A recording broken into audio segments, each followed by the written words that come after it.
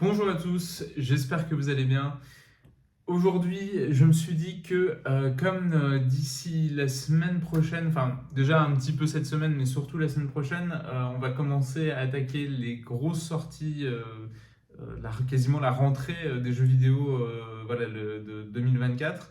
On va enchaîner, bon, déjà cette semaine il y a le nouveau Prince of Persia, la semaine prochaine il y a Yakuza 8, Tekken 8, la nouvelle compilation Phoenix Wright, et puis ensuite tout va s'enchaîner. Donc je me suis dit, voilà, voilà, l'actualité jeux vidéo de 2024 va vraiment se lancer euh, d'ici une semaine, une grosse semaine. Je me suis dit, si je veux faire mon top 10 de 2023, c'est maintenant ou jamais. Donc voilà, on va attaquer. Je vais juste commencer par on va dire des mentions honorables, des jeux que je ne mets pas dans mon top 10. Alors tout d'abord, je vais commencer par les jeux que j'ai pas eu le temps d'assez y jouer, ou j'ai pas eu le temps de les finir. Alors en tout premier, il y a l'excellent remake de Super Mario RPG, donc le jeu de rôle qui était sorti à l'époque sur Super Nintendo. J'ai eu le temps, pour l'instant j'en suis qu'à la moitié, mais voilà, le jeu est vraiment excellent. Tout localisé, voilà, c'était un jeu qu'on n'avait pas eu à l'époque, en France en tout cas. Donc c'est vraiment chouette de pouvoir le découvrir dans cette version. J'avais essayé de le lancer à l'époque sur émulateur, mais je n'étais pas allé très loin. Donc voilà, là je le découvre complètement et je m'amuse énormément.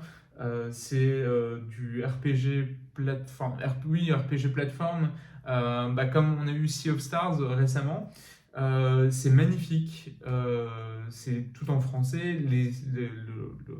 La réorchestration de la bande-son, c'est un petit bijou, c'est vraiment ultra agréable à écouter. Le seul limite que j'ai, c'est avec le système de combat, mais ça, j'ai le même problème avec Sea of Stars, que je mentionne aussi, j'en profite pour le mentionner, très bon jeu aussi, mais en fait le système de ces RPG qui mêle un peu donc, du tour par tour, mais où on est avec un peu d'action, puisque il faut appuyer sur les boutons au bon moment pour pouvoir se défendre ou pour faire plus de dégâts. J'ai un peu le même problème avec celui-ci et avec Sea of Stars, c'est que je trouve que le système de combat a tendance un peu à tourner en rond un peu rapidement. Et même si je sens qu'ils font tous les efforts du monde pour renouveler la formule, ajouter des personnages, ajouter des pouvoirs, etc., il n'empêche que voilà, c'est pas forcément ce que je trouve le plus palpitant à jouer dans un jeu de rôle, mais ça n'enlève rien à toute la qualité, à tout le travail qui a été fait sur ce remake. Moi, je le recommande sans aucun problème. Si vous ne l'avez pas fait, si vous n'êtes pas vraiment RPG, je pense que voilà, ça fait partie. C'est pas une surprise qu'ils aient utilisé, euh, qu'il y ait eu cette alliance entre Nintendo et Square Enix à l'époque, parce qu'il y a vraiment un peu cette un peu initiation RPG, mais sans que ça soit spécialement débile, enfin trop facile ou quoi que ce soit. C'est vraiment un excellent mélange de à la fois le style du Square Enix de l'époque et de Nintendo, donc ça fonctionne vraiment super bien. L'autre jeu auquel pour le coup j'ai vraiment beaucoup joué, mais je suis toujours pas arrivé à la fin, c'est Persona 5 Tactica. Donc là c'est la version Switch, dispo partout, et qui en ce moment d'ailleurs pendant les soldes je l'ai vu sur internet à 30 €, et à 30 € franchement ça vaut largement le coup. Il faut savoir que moi je suis un énorme fan de Persona, et encore plus de Persona 5. Je me suis fait Persona 5 Vanilla, Persona 5 Royal, les spin-offs, donc Strikers, le jeu de danse, etc. Et je pense que c'est le meilleur spin-off. En fait, donc le jeu est magnifique, le style graphique est très très chouette, avec un style chibi, avec des personnages qui sont petits, avec des grosses têtes. Le style graphique est adorable, les musiques sont super. Mais vraiment, pour moi, ce qui fait le sel pour le coup du jeu, c'est vraiment son système de combat qui est génial. Donc, comme son nom l'indique, c'est du jeu de rôle tactique. où il faut gérer à la fois ses actions au tour par tour, mais aussi son positionnement sur une map. C'est le même principe si vous avez joué à Mario et les lapins crétins, c'est exactement le même système, mais avec des ajouts qui rendent encore plus, qui rendent le jeu encore plus intéressant, euh, qui vous poussent plus à prendre en compte votre positionnement sur la map. C'est à la fois, en fait, ce qui est génial, c'est que c'est euh, plus riche, sans que ça soit trop complexe ou trop compliqué ou trop lourd. C'est juste fun, en fait, c'est vraiment très très fun, et pour le coup, c'est vraiment l'esprit personnage, je trouve, c'est faire un système de combat qui soit à la fois riche, mais pas chiant, et je retrouve exactement le même plaisir que dans le jeu original, en fait, et c'est ça que je trouve réussi. Donc vraiment, grosse recommandation. Pour moi, le seul problème, c'est que c'est un peu le problème que j'ai avec la plupart des spin-offs de Persona, c'est que en gros, Persona, quand c'est pas écrit par la team d'origine, ça a tendance à devenir un peu une caricature de Persona avec bon, une intrigue générale qui est sympa, qui est intéressante, mais qui est pas non plus. On sent que c'est fait pour que ça soit pour un épisode à part. Et des persos, en gros, des persos qui se limitent un peu à être les caricatures d'eux-mêmes. Donc, c'est-à-dire que il n'y a pas vraiment d'évolution de personnage, vous n'avez rien à apprendre de plus sur les persos. Donc, c'est vraiment. C'est à la fois. Bon, c'est cool parce que techniquement, voilà, au moins les persos sont pas. Les persos sont respectés au niveau de ce qu'ils disent, etc., de la manière dont ils se comportent et tout. Donc, ça, c'est sympa quand on est fan. Mais voilà, il n'y a rien non plus de renversant, et surtout en fait pour le coup ce que faisait très bien Mario et Lapin Crétin, c'est que entre les combats il y avait de l'exploration, il y avait un tout petit peu de plateforme, etc., et un peu de réflexion, tandis que là c'est juste il n'y a pas de gras, hein. C'est vraiment combat dialogue baston, voilà, combat dialogue, et le problème c'est que les dialogues sont un peu voilà, sont pas forcément passionnants, et ils sont très très longs. Alors il y a moyen de les couper, etc., mais bon, c'est quand même mieux de savoir pourquoi on se bat. Donc ça a tendance à déjà à hacher le rythme et à faire ressentir encore plus la répétitivité, parce que finalement bah, le jeu n'est qu'une succession de combats sur des maps, sur différentes maps. Donc voilà, mais ça n'empêcherait, enfin voilà, si vous êtes fan, soit vous êtes fan de Persona, ou soit le RPG tactique, c'est quelque chose qui vous branche, vous êtes chaud pour avoir un espèce de twist sur à la fois la formule Persona, mais aussi la formule du RPG tactique. C'est vraiment un jeu que je recommande et qui vaut le coup d'être essayé. Donc, excellent jeu. Comme je ne suis pas allé au bout, je trouvais ça un peu hypocrite de le mettre dans mon top 10. Et enfin, alors Bomb Rush Cyberpunk, tout simplement parce que j'ai pu y jouer que quelques heures, parce que j'attendais la version cartouche, parce qu'il est sorti en été en dématérialisé. Il me semble qu'il est sorti en août, je crois. Et très tôt, en fait, ils ont annoncé qu'il allait avoir une version physique. Et donc, du coup, je me suis dit, bon, bah, tant qu'à faire, j'attendrai la cartouche. Et voilà, j'ai pu y jouer, c'est très fun. Alors, voilà, je suis un grand fan de Jet Set Radio. Je vais pas faire l'ancien, pas la version Dreamcast, mais moi, à l'époque, j'avais surtout saigné la version Xbox de Jet Set Radio Future. Je retrouve les mêmes sensations. Je retrouve pas énormément de choses en plus, mais c'est très. Alors pour quelqu'un, ça pour le coup, c'est vraiment la recommandation pour les boomers.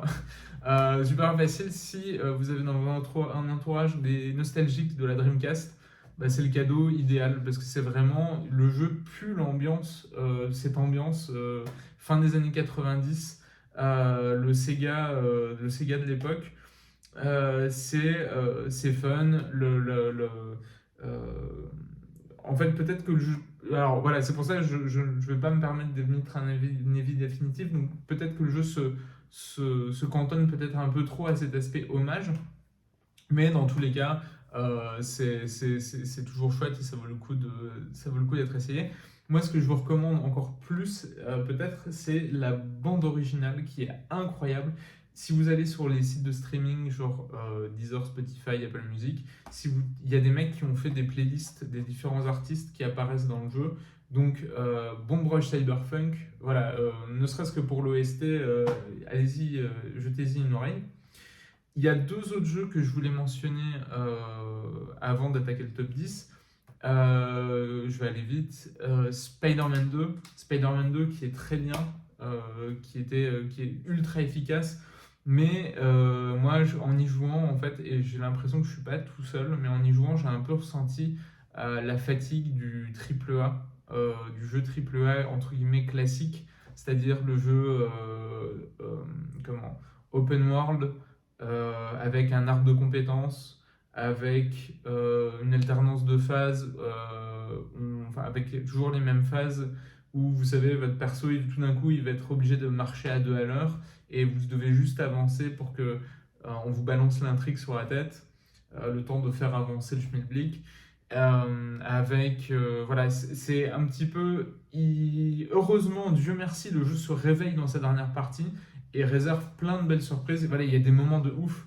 Le but, c'est pas de. Enfin voilà, je le mentionne parce que j'ai passé un excellent moment dessus. C'est juste que j'ai vraiment pas été surpris. Enfin, en tout cas, heureusement jusqu'à un certain point. Mais ça manquait un peu de surprise, ça manquait un peu d'énergie. Ils tentent des trucs, il y a des trucs très intéressants, ne serait-ce que même en termes, pas forcément en termes de gameplay, mais juste en termes d'ambiance. Ils font des trucs, ils essayent de faire. Voilà, je pense que c'est pas un. Je pense pas trahir un secret en disant que ça va parler du symbiote, etc. Il y a des moments où ils essayent une ambiance, voire carrément assez flippante, et je trouve que ça fonctionne de ouf. Et moi, j'aurais voulu plus voir ça que toute la première partie qui est vraiment ronronne. Alors peut-être qu'elle était nécessaire pour que justement la suite soit un peu plus, enfin soit d'autant plus impactante. Je sais pas. Moi, voilà, j'ai un peu tiré la langue en y jouant jusqu'à arriver au dernier tiers, on va dire. Mais voilà, la formule reste très efficace. Je suis curieux et je serai très curieux de voir ce qu'ils vont faire dans la suite. Mais voilà, j'attendais un peu plus de sensations, on va dire.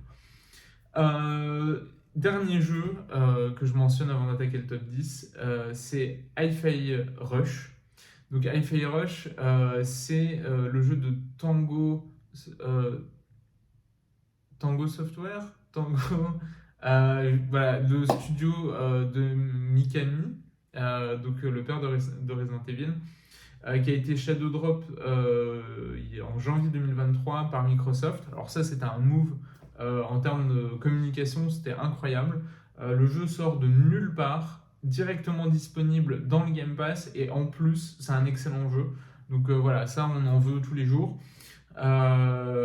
J'espère qu'ils vont refaire un coup similaire, parce qu'à l'heure où je parle, il n'y a pas encore eu l'événement Xbox, mais c'est prévu.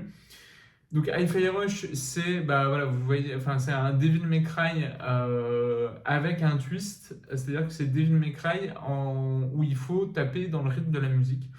Et alors le jeu a une gueule incroyable, c'est le plus beau, c'est un des plus beaux cel shading que j'ai jamais vu. Il a une énergie, en fait c'est ça qui, encore plus que le gameplay, encore plus, moi je trouve que le jeu transpire vraiment cette énergie, cette volonté, on sent que les mecs ont tout donné dans ce projet-là.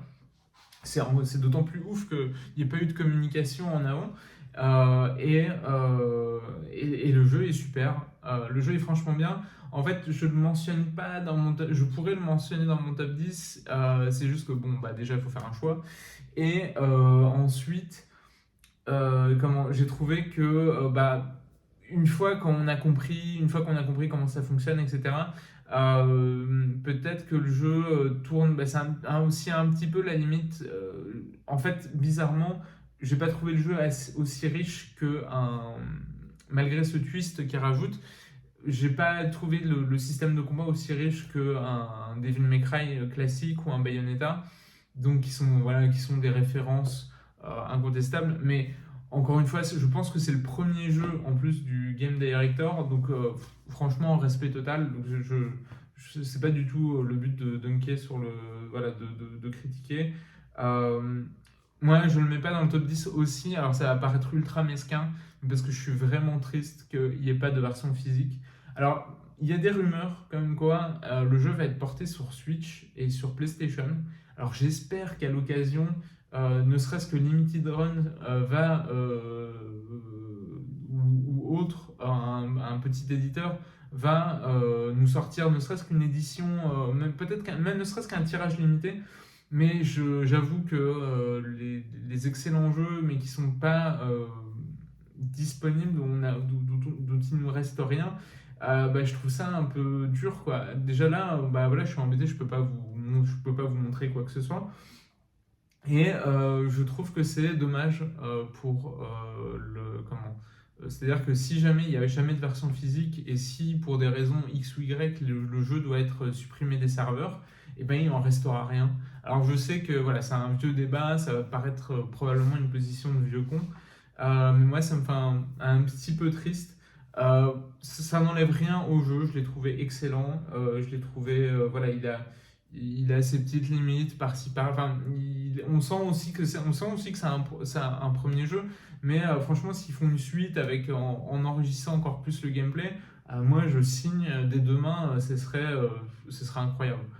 Donc voilà, Hi-Fi Rush, si vous avez une Xbox ou un compte, mais même achetez-le, en vrai achetez-le en démat sur PC ou Xbox, il vaut largement il me semble sur PC, je l'ai vu à 30 balles, il vaut largement ces 30 balles sur PC, donc voilà, surtout n'hésitez pas.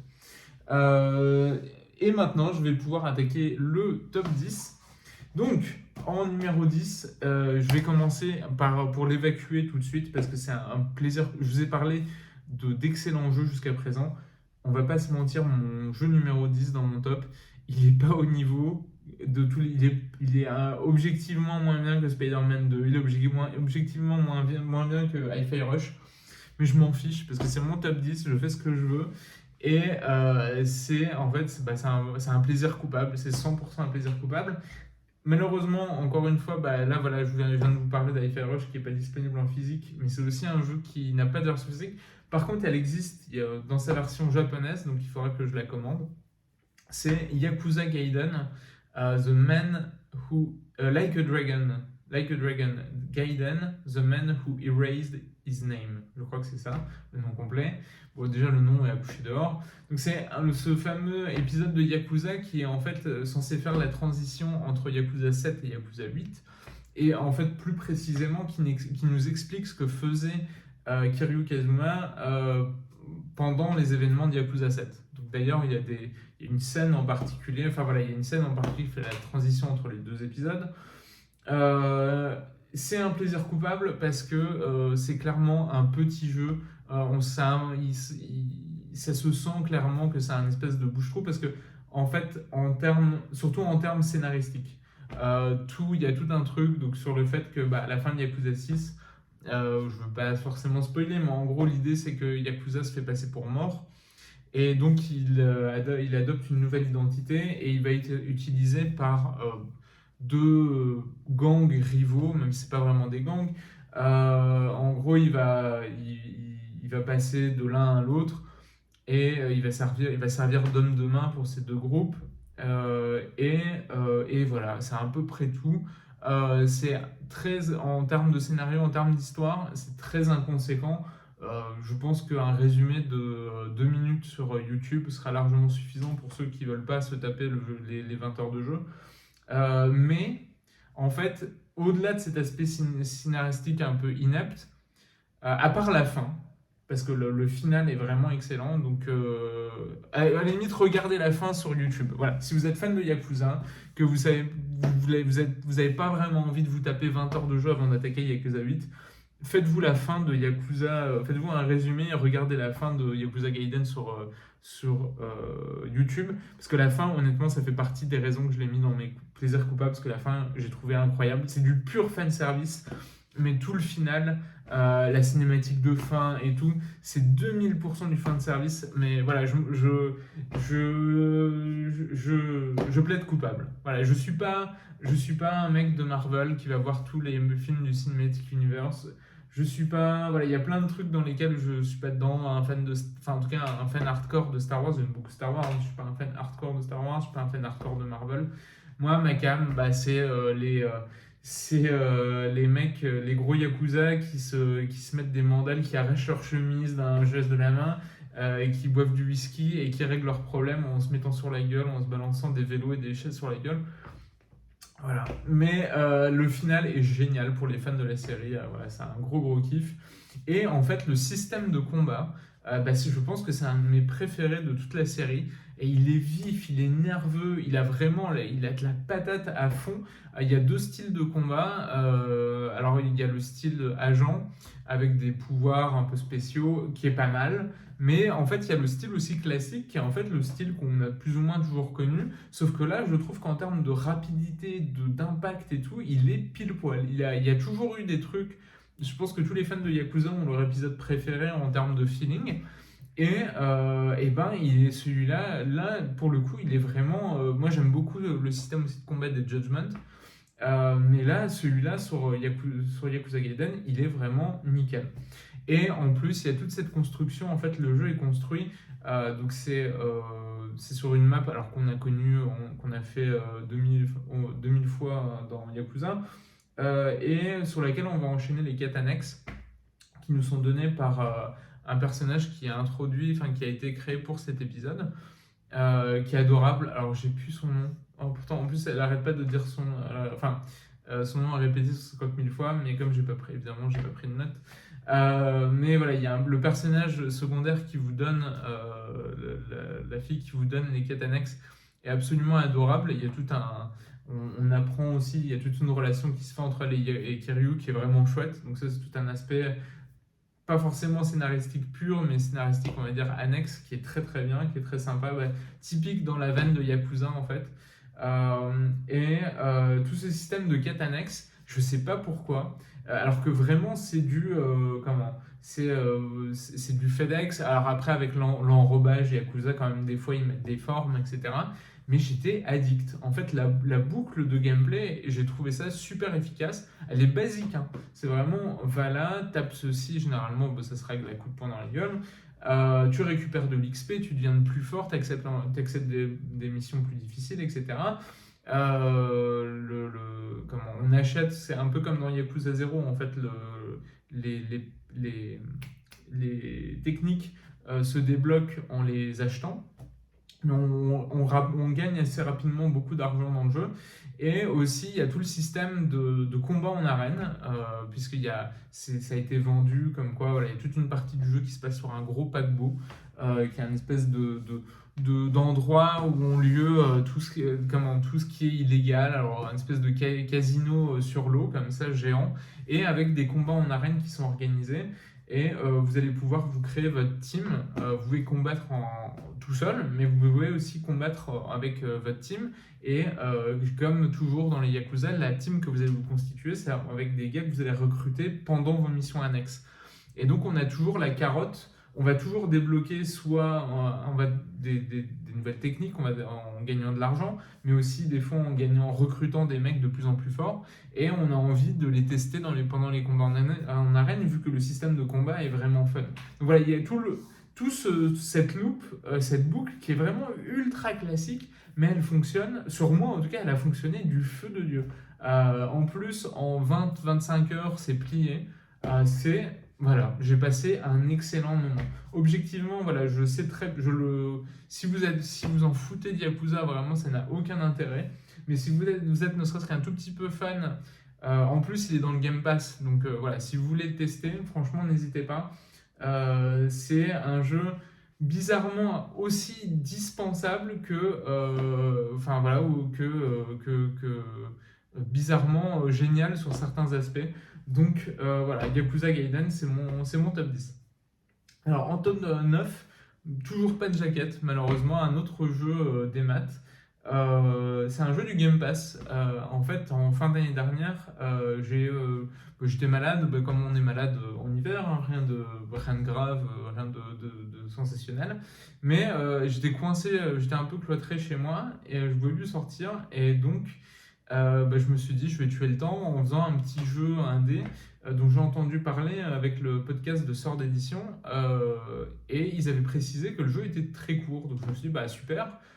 J'ai une journée à tuer, donc je vais le commencer, et puis peut-être avec un peu de chance, je le finis dans la journée. C'est ce qui s'est passé, j'ai fait le jeu en une seule journée, et ce jeu, c'est Jusant.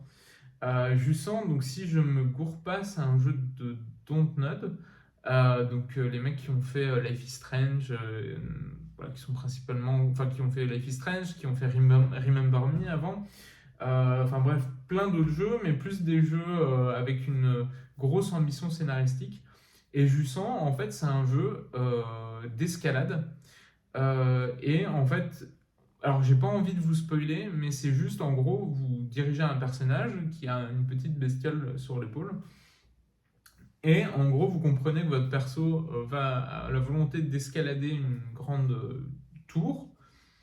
Et voilà, c'est tout ce que vous savez, et tout le reste, vous allez vous le découvrir via la narration environnementale, en regardant autour de vous, en regardant les réactions de la bestiole, etc. Vous allez rapidement comprendre qu'il y a tout un enjeu qui tourne avec cette petite mascotte que vous avez sur l'épaule. Il y a aussi des... Alors ça c'est quelque chose dont je ne suis pas très fan, mais c'est plein de petites lettres qui sont laissées à droite à gauche. Vous comprenez qu'il y a des gens qui habitaient sur cette tour à une époque, et vous comprenez aussi les raisons pour lesquelles ils sont partis. En fait, généralement ce genre de jeu, bon, je ne suis pas forcément le premier client des jeux qui sont... Enfin, ça pourrait être simplement qu'un walking sim où vous contentez d'avancer et voilà, c'est beau, c'est joli, c'est un peu émouvant, il y a une belle musique, il y a un beau comment l'intrigue, vous êtes tenu par l'intrigue, etc.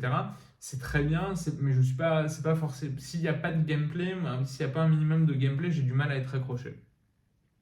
Et ben j'étais voilà, le système d'escalade fonctionne super bien. C'est assez malin, il joue sur des notions d'escalade, à savoir où on met son point d'accroche, la longueur de corde, bon, ça reste, c'est pas du tout, c'est pas un simulateur, hein. Mais c'est malin de la manière dont ils utilisent cette imagerie de l'escalade avec le mousqueton, la gestion, etc., de là où on peut aller, de la gestion aussi de l'endurance, comme dans un Breath of the Wild, par exemple. Voilà, c'est un peu, ça prend un peu de ça au niveau du gameplay.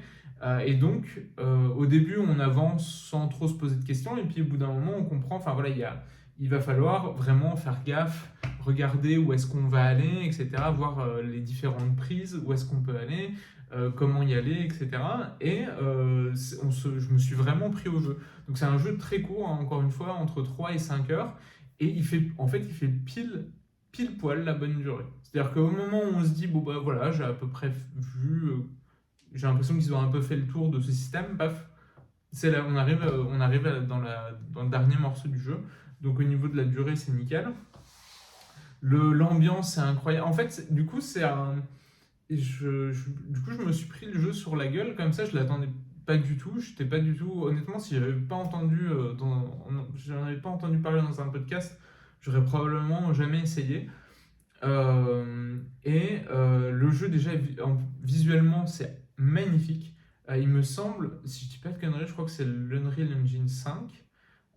Mais c'est pas ultra réaliste, justement, c'est plus par aplat de couleurs, en fait. Alors, la référence revendiquée, il me semble que c'est Moebius, donc ça vous donne un peu une idée de l'ambiance. Moi, si je devais. En fait, ça m'a fait penser un peu un mélange entre Breath of the Wild, Death Stranding et un jeu de Fumito Ueda, donc Ico ou mince, Shadow of the Beast, non. Shadow. Mince. Bref, le deuxième jeu de Fumito Ueda, faites pas chier, j'ai oublié de prendre des notes. Ah là là, la honte. Et Shadow of the Colossus, merci. Heureusement, ça m'est revenu. Donc, en fait, c'est un peu cette ambiance-là. Et très à la fois. Enfin, on se laisse prendre. Enfin, moi, je parle de Death Stranding parce que Death Stranding, je me suis vraiment abandonné. Il y avait vraiment ce côté. Et je sais que ça ne plaît ça n'a pas du tout plu à certaines personnes. Mais moi, j'étais vraiment à fond dans pas les randonnées, mais en tout cas les voyages qu'on faisait dans Death Stranding. Et là, pareil, j'ai été vraiment complètement happé par l'ambiance de Jusant. Et l'avantage, en plus, c'est comme il fait 5 heures, Voilà, au moins, déjà vous savez très vite si ça va vous plaire ou pas, et puis à la limite, même si vous n'êtes pas 100% client, au moins ça dure pas trop longtemps. Mais je trouve que ça vaut vraiment le coup de lui laisser une chance. C'est un très très beau jeu. J'espère qu'il y aura une édition physique. Comme Hi-Fi Rush et Yakuza Gaiden, c'est des jeux que j'aimerais bien avoir dans ma collection parce qu'ils sont vraiment en fait, si vous voulez, à la base de base, je pensais mettre Spider-Man 2 dans mon top, plutôt voilà, en 10e ou 9e place. Et j'ai fait en même temps que Jussan. Et en fait, quand le temps passe, je finis un peu par oublier Spider-Man 2. Et Jussan, par contre, j'y pense presque tous les jours. J'ai des espèces de flashs du voyage que j'ai fait. Et je pense que c'est les signes d'un grand jeu.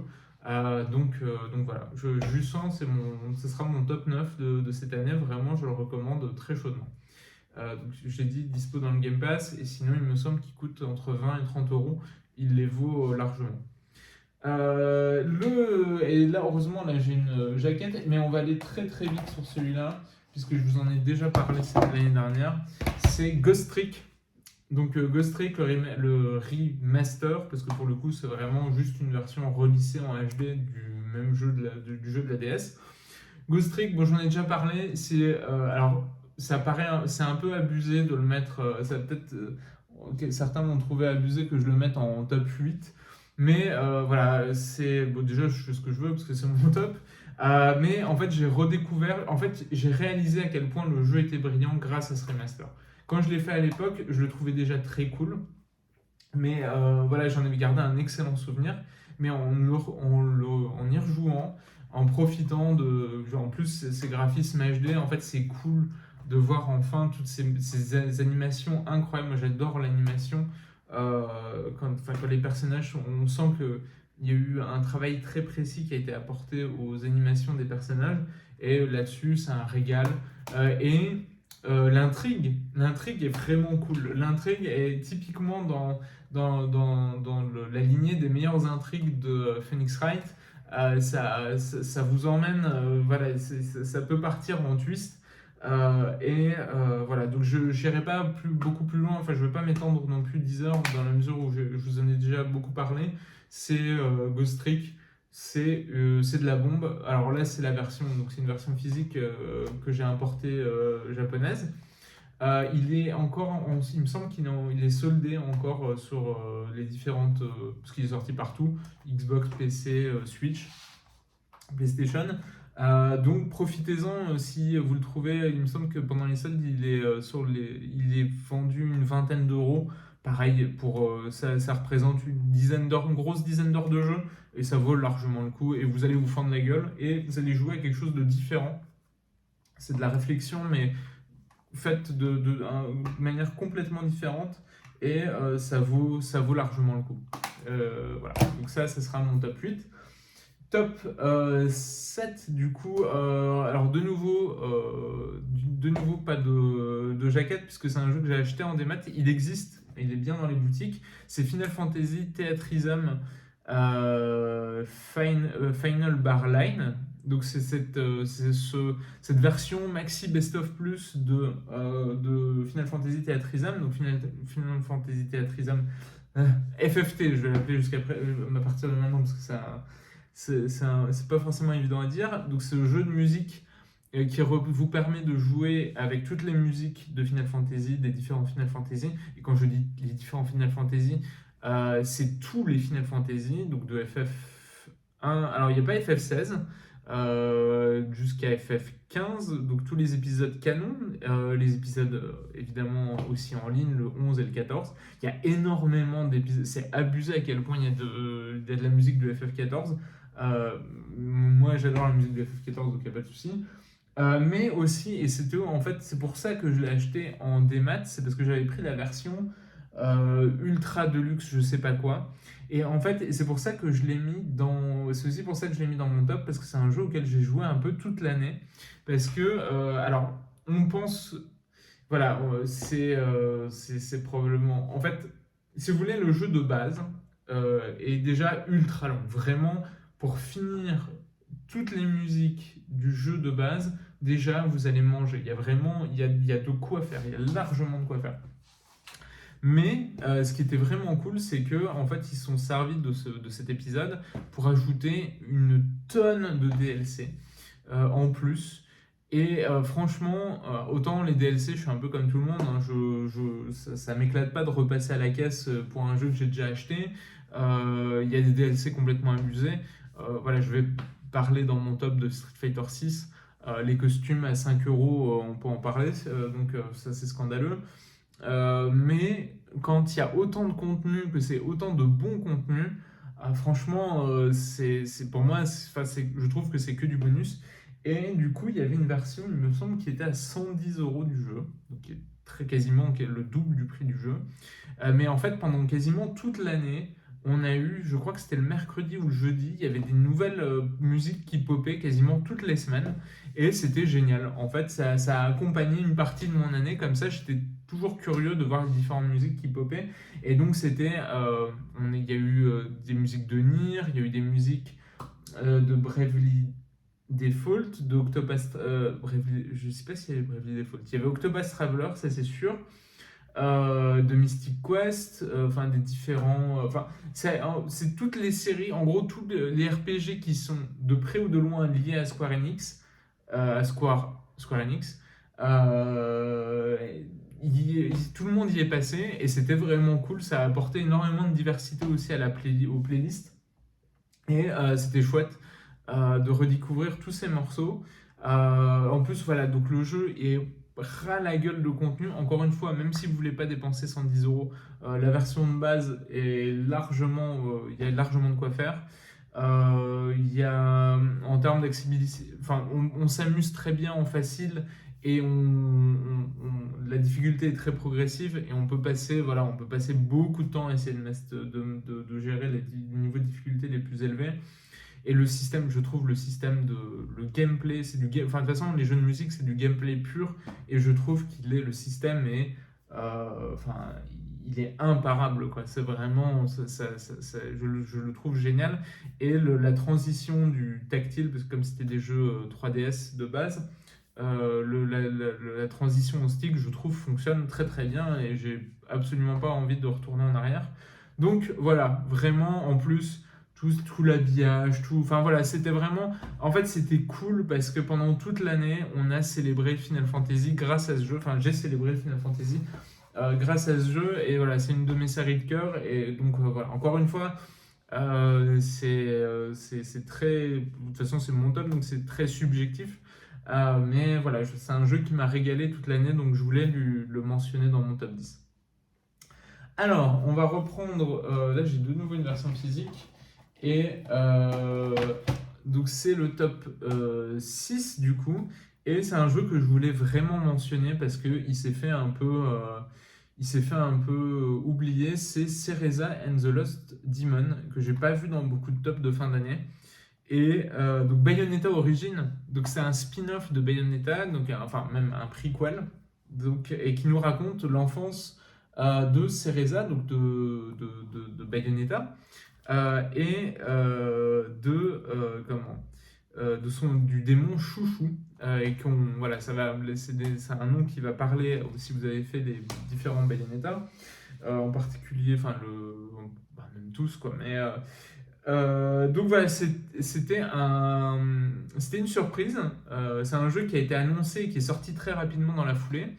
Fin 2022, on avait eu Bayonetta 3 qui n'était pas parfait, mais que c'est un jeu que j'ai beaucoup beaucoup aimé. C'est un jeu un peu, voilà, c'est un peu les jeux un peu cassés, enfin clairement qui a souffert de devoir sortir sur Switch, qui était beaucoup trop ambitieux visuellement pour la Switch et qui s'est un peu cassé les dents en termes de rendu visuel, mais en termes de richesse de gameplay, de fun, de diversité de propositions. Moi, c'est un jeu que j'ai adoré. Voilà, on parlait de Spider-Man 2. Voilà, j'avoue que je préfère des jeux un peu cassés, un peu moins flamboyants, mais qui en veulent, enfin, qui essayent en permanence de me surprendre, etc.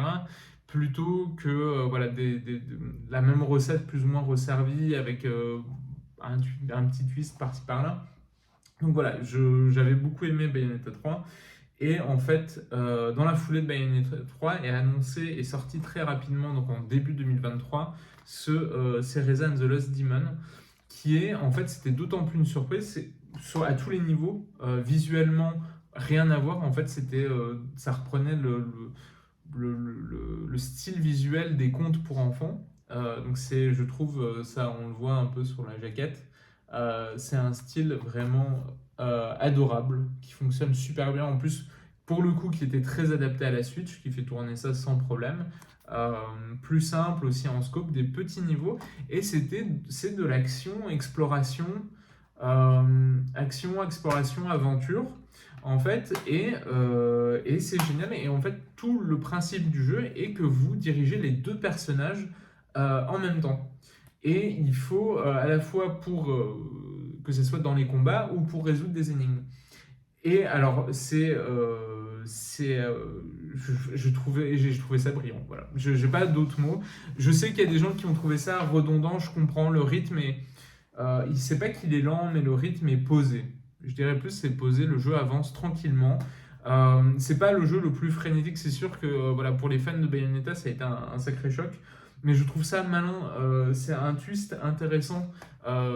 Quitte à réutiliser une franchise, etc., autant tester des nouveaux trucs. Et je trouve que c'est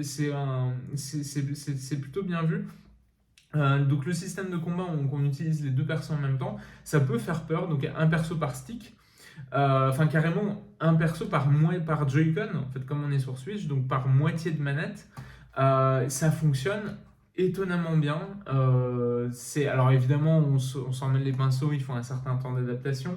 Mais moi, j'ai adoré ce jeu. La bande son est incroyable. La bande son fonctionne super bien. Visuellement, voilà, je l'ai déjà dit, mais c'est très beau. Pour le coup, c'était une utilisation intelligente des performances de la Switch. Voilà, franchement, si vous voulez tester quelque chose de différent, en plus comme c'est un prequel, il n'y a pas besoin de connaître Bayonetta du tout. Si vous voulez tester encore une fois quelque chose de différent, moi je vous recommande franchement Cereza and the Lost Demon. C'est une belle aventure, je peux pas le dire autrement. Il y a des petits, c'est pas des donjons, mais il y a des épreuves qui tendent plus vers la plateforme que j'ai trouvé plutôt bien vues aussi, qui fonctionnent pas mal. Non, enfin, allez, on va dire peut-être que le jeu est un tout petit peu trop long pour le coup. Le jeu fait une quinzaine d'heures, il me semble, dans mes souvenirs, le jeu fait une quinzaine d'heures. Et peut-être que en coupant 3-4 heures, là on était nickel. C'est-à-dire que voilà, le jeu se répète peut-être, comme le jeu est effectivement une structure qui est un peu répétitive, ça a pesé parfois peut-être un peu trop sur certains. Donc voilà, c'est le seul, honnêtement, c'est le seul bémol pardon, que je peux trouver, parce que sinon, bah, c'est un petit bijou. C'est vraiment, je trouve que ça fait partie de mes jeux préférés de la Switch. Donc voilà, je vous le recommande très chaudement. Très bon jeu d'aventure, exploration. Voilà, il faut, avec ce twist des deux persos qu'on joue en même temps et qui fonctionne, ma foi, très très bien. Bon, là, on va monter en gamme, enfin, on va encore monter en pression parce que là, c'est le top 5. Là, de toute façon, là, il n'y a que des grosses tueries qui je pense, voilà, de toute façon, qui ont été recommandées par plein de gens. Et de toute façon, on va accélérer. Mon top 5, c'est Like a Dragon Ishin. Donc bah, voilà, fan de Yakuza, donc celui-là, je l'attendais de ouf. Je pense qu'on était nombreux à l'attendre de ouf. Puisque en fait ça fait partie des épisodes qui étaient sortis sur, alors j'ai envie de dire à la fois PS3 et PS4, c'est ça il me semble, parce qu'il est sorti il me semble au tout début de la PS4 au Japon, et on l'a jamais eu, qui a jamais passé, qui est jamais arrivé en Occident, et donc là on a le droit à son remaster, avec une traduction, alors oui, c'est texte en français. Parce que avec les Yakuza, on n'est jamais sûr, mais là, c'est texte en français. Et bah, c'était mortel. Donc, c'est retrouver toute l'ambiance. En fait, ce qui est cool, c'est pas un prequel de Yakuza, puisque en fait, C'est juste que les visages, en fait, ils ont utilisé, j'avais vu une interview des développeurs, où en fait, en gros, ils étaient partis du principe que, en gros, les personnages de Yakuza que nous, on connaît, ils se sont dit, bah, c'est un peu comme si c'était des acteurs, et on va leur faire jouer d'autres rôles, dans un autre environnement. Comme si c'était un film, et que ces mecs-là étaient des acteurs, et qui jouaient des rôles complètement différents. Donc, si vous connaissez pas du tout Yakuza, généralement, quand les gens connaissent pas Yakuza, on leur propose de faire Yakuza 0. Je trouve que c'est un bon choix. Je pense que Yakuza Kiwami est aussi peut-être même un meilleur choix. Mais Yakuza 0, il n'y a pas de souci, c'est un épisode que j'adore. Désormais, si on peut également recommander à quelqu'un qui n'a jamais fait de Yakuza d'attaquer par Yakuza Ishin, qui est un jeu à la fois donc un jeu d'action fantastique, en plus avec ce setup Japon féodal qui fonctionne à merveille, et en plus un contexte historique super intéressant puisque en fait, ça parle du moment où le Japon a commencé à s'ouvrir à l'étranger, l'arrivée des premiers étrangers, notamment des Pays-Bas, au Japon, et tout ce que ça va engendrer comme questionnement, comme intrigue comme réflexion, c'est vraiment génial. L'histoire est bon alors. L'histoire, c'est Yakuza. Il y a des aspects très intéressants, mais ça peut être complètement porte-nawak aussi. La ville va être en flammes, et puis le lendemain, vous vous réveillez, et puis finalement tout va bien. Bon, on va vous expliquer que, en fait, ça c'était le bordel, mais finalement, il n'y a pas de problème, vous pouvez vous déplacer exactement comme avant. Voilà, il y a des trucs qui sont typiquement Yakuza, faut pas s'arrêter là-dessus. Mais il y a aussi des aspects super intéressants, je trouve, rien que dans l'histoire, que j'ai trouvé, notamment la conclusion qui m'a un peu surpris, enfin que j'ai trouvé assez rafraîchissante et étonnante. Le système de combat, parce que voilà, dans Yakuza on passe quand même beaucoup de temps à se mettre sur la gueule. Avec 4 styles de combat, donc le sabre, le flingue, la lutte, et en fait le sabre et le flingue en même temps. Vraiment, système ultra riche. Alors, à part la lutte que j'ai trouvé un peu, qui est moins excitante que le reste, mais le reste, franchement, il y a des avantages et des défauts à chaque. Enfin, vous pouvez trouver chaussures à votre pied. Moi, la seule limite, enfin vraiment, c'est un excellent jeu. Comme d'hab avec Yakuza, c'est blindé de quêtes annexes, c'est blindé de contenu, de mini-jeux, etc. Le mini-jeu, pour moi, le jeu, enfin voilà, ce jeu-là, il est top 5 juste pour le jeu, le mini-jeu avec les geishas, qui est incroyable, de mise en scène, c'est un bonheur. C'est génial, enfin voilà, ça vaut le coup de le tester juste pour ça. Le seul défaut et la seule raison pour laquelle je le mets pas en top 3 plus haut, je le mets pas encore plus haut, ça va paraître bizarre, mais c'est la topographie de la ville. En fait, la ville est construite bizarrement, comme dans tous les Yakuza, vous avez une map, vous allez vous déplacer pour passer de quête en quête ou voir des quêtes annexes, etc. Et en fait, la ville est construite bizarrement, c'est-à-dire que vous allez passer plus ou moins toujours au même endroit. Alors, des Yakuza n'ont jamais eu des maps énormes ou des maps.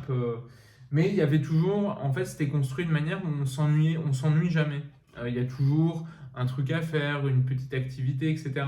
Là, j'ai trouvé que on se tape quand même pas mal de passages dans les mêmes boyaux, où on retrouve toujours les mêmes gars, etc.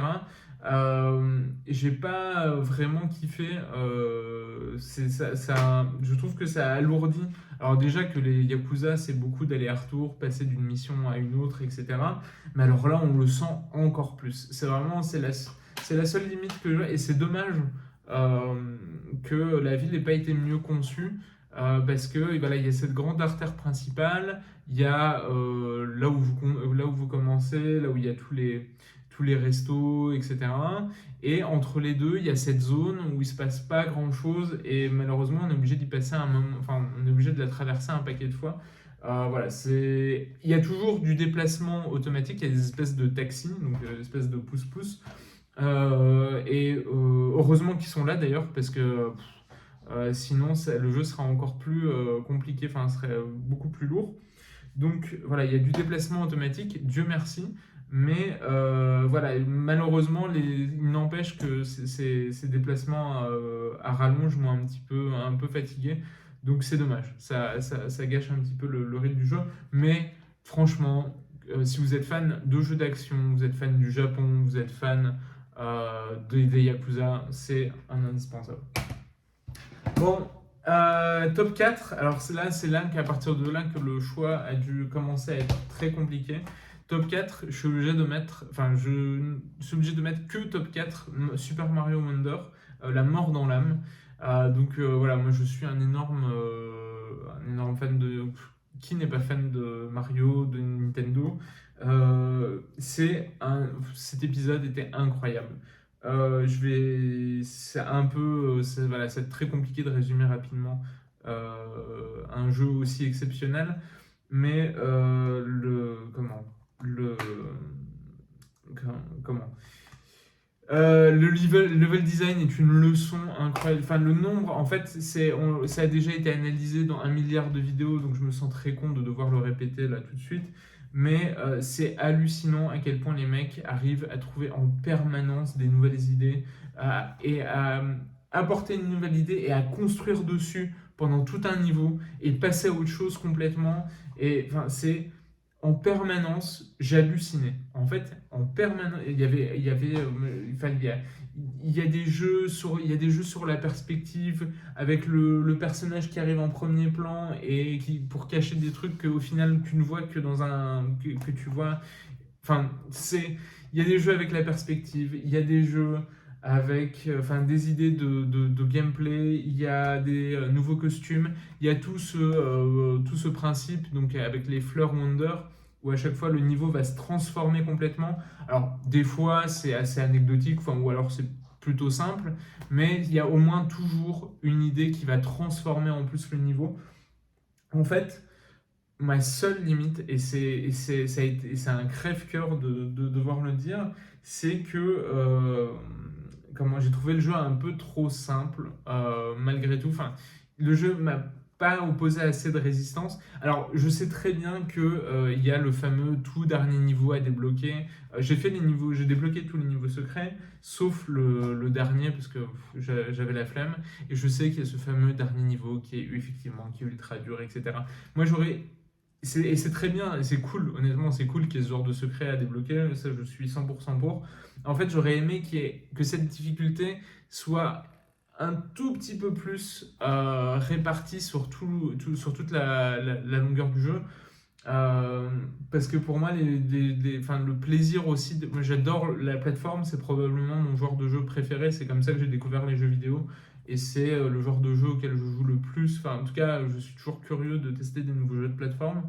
Et Mario, c'est la Rolls-Royce. Enfin, c'est le maître étalon. C'est la référence auquel tous les autres jeux de plateforme vont être comparés. Et pour moi, la difficulté fait un petit peu, le challenge plus que la difficulté, quand même partie du plaisir. Et malheureusement, je ne l'ai pas trouvé, en tout cas pas autant que je le voulais. Il y a des niveaux, il y a des niveaux où j'ai dû recommencer, etc. Mais parfois pour trouver toutes les pièces, c'est plus des pièces violettes, je sais plus par quoi c'est remplacé. Voilà, tous les trucs à remplacer, à découvrir dans les niveaux. Donc voilà, je suis un peu... D'un côté, j'ai passé un moment exceptionnel. C'est un jeu exceptionnel. Donc c'est mon top 4. J'aurais voulu le mettre encore plus haut. Voilà, avec juste un tout petit peu plus de challenge. Peut-être un DLC, je pense pas. C'est pas en tout cas, pour les Mario, ça m'étonnerait. Juste un tout petit peu plus d'épices. Voilà, c'est tout ce qui me manquait. Et c'était une nouvelle référence absolue. Mais c'est un jeu incroyable. De toute façon, vous l'avez tous acheté ou offert à quelqu'un pendant les fêtes de Noël. Et vous avez eu bien raison. Voilà, c'est un jeu exceptionnel. Voilà. Juste la prochaine fois, si on pouvait avoir un tout petit peu plus de challenge, ce serait la perfection. Et voilà, alors les trois, là je vous raconte pas à quel point c'est dur. En fait, je parle de top 3, mais en gros, vous pouvez plus ou moins intervertir. Bon, le top 1 est quand même un tout petit peu plus au-dessus que les deux autres, mais le top 2 et le top 3, c'est vraiment... Alors, je dirais peut-être plus top 3, on va dire Resident Evil 4, parce qu'entre guillemets, il triche, parce que c'est le remake d'un jeu qu'on connaît déjà, donc j'aurais peut-être tendance plus à le mettre top 3 et Street Fighter 6 en top 2. Mais alors voilà, Street Fighter 6, je vous en ai déjà parlé, Resident Evil 4, pas encore il me semble. Donc on va commencer de toute façon par le top 3, donc Resident Evil 4. Resident Evil 4 Vanilla, c'était un jeu exceptionnel, c'était une claque absolue. Moi je me souviens, je révisais mon bac à l'époque de la sortie de Resident Evil 4 sur GameCube, et j'ai halluciné. Je me souviens quand la presse faisait des previews de Resident Evil 4, ils avaient pu tester le fameux passage du village, et je lisais en boucle ces articles et je fantasmais sur ce passage. Et en fait, quand je l'ai vécu en vrai, c'était encore mieux que tout ce que j'avais pu fantasmer. Et c'est que le début de ce putain de jeu qui t'en met dans la gueule jusque la fin, non-stop. Et ben, j'étais très sceptique quand ils ont annoncé le remake. Je me suis dit, c'est pas possible de recréer. Je me suis dit, non, enfin, je connais Resident Evil 4. Je sais ce qu'ils vont mettre dedans. C'est pas possible qu'ils arrivent à me surprendre et à me tenir pendant encore 20 heures. Et ben, c'est fou de chez Capcom. C'est génie de chez Capcom. On réussit. Ils l'ont fait. J'ai repris la même claque, peut-être même démultipliée que en jouant l'épisode GameCube. Et rien que ça, c'est un tour de force, c'est un exploit qui est admirable, quoi. C'est vraiment, dans mes rêves les plus fous, je pensais pas que le remake de Resident Evil 4 puisse être à ce niveau-là. Il est beau à tomber par terre. Il joue avec le fait, il joue très bien sur nos attentes. Il sait exactement comment les boomers que nous sommes, les jeunes boomers que nous sommes, avons rincé l'original, et il se permet de nous prendre, de faire toujours le petit pas de côté malin. Il rend toujours hommage, mais avec toujours à chaque fois cette intelligence de temps en temps de nous surprendre, de rajouter, de corriger parfois ce qui devait être corrigé. Donc la gestion, que ce soit la gestion de Ashley, qui est beaucoup plus... le personnage en lui-même est bien plus réussi. Le fait de devoir la protéger, c'est beaucoup mieux fait. La maniabilité est bien meilleure. Le feeling des armes est incroyable, qui était déjà excellent. Mais alors, c'est vraiment le feeling des armes, c'est du caviar, quoi. Le simple fait de tirer, de tirer dans ce jeu est un bonheur. Et c'est des mecs qui ont tout compris, parce que, enfin voilà, à la fin de la journée, le jeu vidéo, c'est ça, c'est vraiment, enfin pour moi en tout cas, c'est vraiment le feeling, le feeling manette en main. Et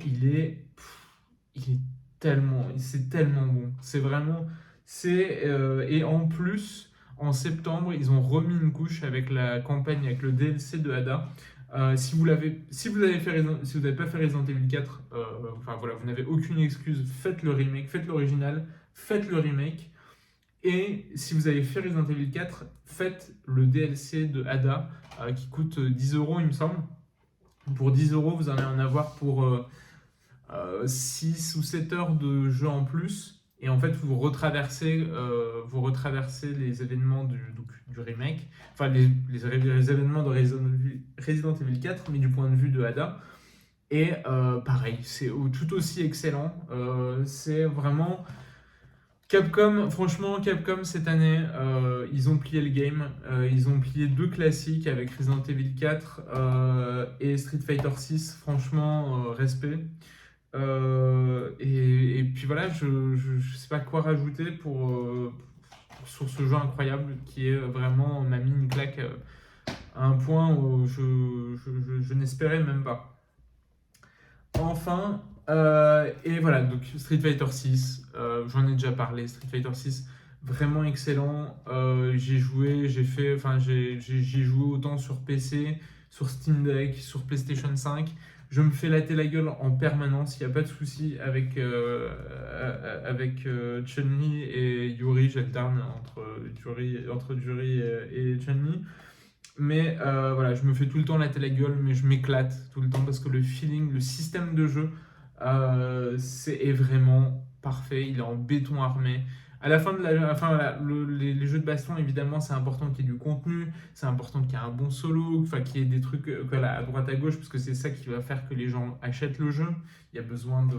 Mais si un jeu doit continuer d'exister sur la longueur, ça va se jouer sur le gameplay, ça va se jouer sur le plaisir bête et simple qu'on prend à jouer.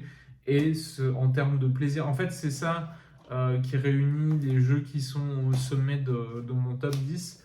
C'est des jeux, je peux même rajouter, oui, voilà, ces 5 jeux, vous doutez très bien de quel est le top 1, mais c'est le plaisir qu'on a manette en main qui est, voilà, qui pour moi fait tout en fait.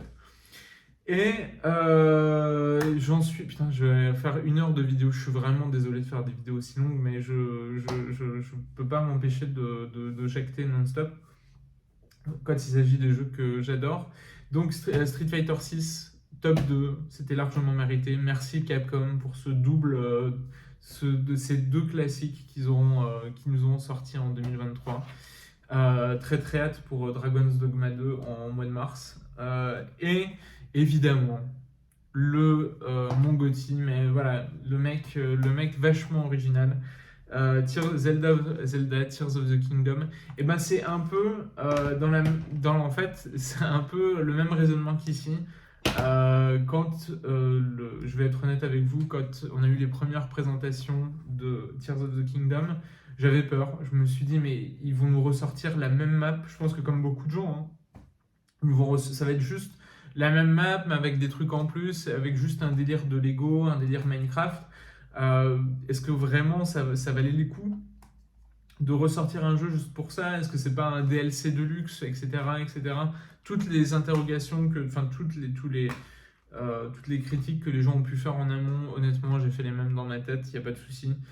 Et ben voilà, Nintendo a rien dit. Nintendo a eu confiance, en ses équipes, a eu confiance en son projet. Et Nintendo a fermé les bouches, a claqué les bouches de tout le monde.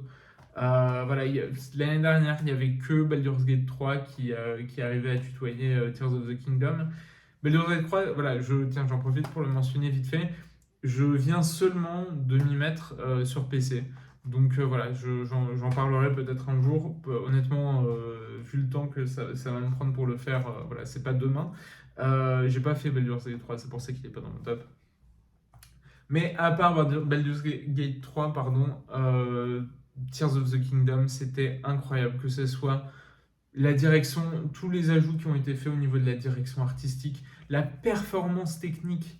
Ce jeu, enfin, dites-vous qu'il y a il y a 3 open world en un, et ça fonctionne et ça tourne et la Switch ne prend pas feu. C'est incroyable. Vous pouvez partir du ciel et jusqu'aux profondeurs du monde et il n'y a pas de temps de chargement. Enfin, d'un point de vue technique, je pense que c'est de la magie. C'est plus du développement, c'est de la magie, c'est de la sorcellerie. Je sais pas qui a été sacrifié pour que cette performance soit possible, mais c'est incroyable. Les mécaniques de jeu, c'est à la fois riche, c'est du 100% Nintendo, c'est-à-dire que c'est intelligent, c'est riche, mais ça reste étonnamment, bon, avec des petites guillemets, parce que quand même, ça reste assez technique, mais ça reste quand même étonnamment accessible. Ça enrichit l'univers, ça enrichit le lore, toujours. Moi, je suis très très fan de la narration qui a été choisie, où on se crée sa narration un peu soi-même. Je trouve que c'était mieux fait que les photos qu'on devait prendre dans le premier. Parce que je trouvais, enfin, c'était pas forcément toujours évident. Là, c'est quand même un peu plus simple, c'est un peu plus, peut-être un peu plus linéaire aussi, mais je trouve que du coup, on est plus engagé dans l'histoire. Le plaisir de retrouver les personnages. En fait, moi, j'avais enchaîné Breath of the Wild et Tears of the Kingdom parce que Breath of the Wild, je l'ai refait pour l'avoir bien en tête et j'ai ressenti aucune lassitude. Les sanctuaires sont toujours, enfin, des idées enfin, certaines des idées de challenge qui ont été développées pour les sanctuaires sont vraiment incroyables. J'y pense encore. J'ai pas tout, vraiment, je suis loin d'avoir tout vu. Voilà, c'est un jeu exceptionnel, un jeu qui est, enfin, d'une intelligence, d'une sensibilité. En plus, enfin, tout le final, en plus, enfin voilà, je trouve qu'on a enfin, on a peut-être un des plus beaux combats un des plus beaux combats finaux d'un Zelda, avec celui enfin, à titre personnel, avec celui de Wind Waker. La mise en scène, la pression, quand on rentre quand on rentre dans les profondeurs, à quel point, enfin parce que voilà, à quel point les profondeurs c'est un environnement hostile. On se sent un petit peu chaud, on commence à se sentir un petit peu chaud parce qu'on a battu les différents donjons de la surface. Et on arrive dans les profondeurs, on se fait, enfin en tout cas moi je me suis fait rouster à ma première tentative. Enfin, c'était vraiment chouette. Enfin, c'était une pure aventure. En fait, c'est incroyable comme quoi les mecs ont réussi à sortir. Enfin voilà, Breath of the Wild c'était considéré comme un des plus grands jeux de tous les temps. Et je pense, peu importe ce que vous ressentez, si vous, bref, c'est tout à fait compréhensible honnêtement. Je comprends qu'il y ait des gens qui préfèrent Breath of the Wild parce qui passe du coup est plus épuré, plus simple entre guillemets. Euh, peut-être, enfin, du coup, Tears of the Kingdom paraît peut-être un peu plus intimidant et encore plus riche. Voilà, mais il est au moins au même niveau que Breath of the Wild et ça, enfin, faire une telle performance 2 fois d'affilée, enfin, c'est incroyable. C'est euh, c'est quel jeu, mes amis, la musique, tout le travail sur la musique environnementale, la manière dont elle réagit à la façon dont vous jouez. Enfin, c'est un jeu exceptionnel, un jeu qu'on va refaire. Je pense enfin, du coup, ça fait une duologie entre Breath of the Wild et Tears of the Kingdom. Je pense on va en parler longtemps. Aujourd'hui, on a beaucoup de nostalgie on se souvient tous de ce qu'on faisait, de quel âge on avait quand on a découvert Ocarina of Time pour la première fois, quand on a allumé les Nintendo 64, on a entendu cette musique, on a vu Link sur Epona. Et je pense qu'on se souviendra très très très longtemps de la même manière de ce qu'on faisait quand on a lancé la première fois Tears of the Kingdom. C'est un jeu exceptionnel, et qui met une claque, que ce soit à nous les joueurs, je pense un peu à toute l'industrie. Donc voilà, on a eu une chance de cocu d'avoir tous ces jeux, enfin voilà, rien que ce trio-là, rien que ce trio, ce top 3, et quelle année de ouf. Je suis désolé, je pensais pas faire aussi long. Mais voilà, c'était mon top 10 de 2023. Espérons, enfin voilà, 2024, il n'y a pas de Zelda encore, il n'y a pas de Zelda prévu, mais il y a des jeux exceptionnels qui s'annoncent. Yakuza, enfin moi j'attends mes 2 plus grosses attentes, ça va être FF7 Rebirth et Yakuza 8. Et puis allez, Tekken 8, je glisse le petit Tekken 8 aussi parce que ça fait toujours plaisir. Je vous remercie si vous êtes arrivé jusqu'au bout de cette vidéo. Voilà, à toi, si jamais tu es allé jusqu'au bout de la vidéo, je te remercie énormément. Je vous remercie en tout cas de m'avoir écouté. Je vous souhaite une bonne année 2020, encore une fois une bonne année 2024 de jeux vidéo. Je pense qu'on va se régaler. Et puis je vous dis à une prochaine vidéo. À plus!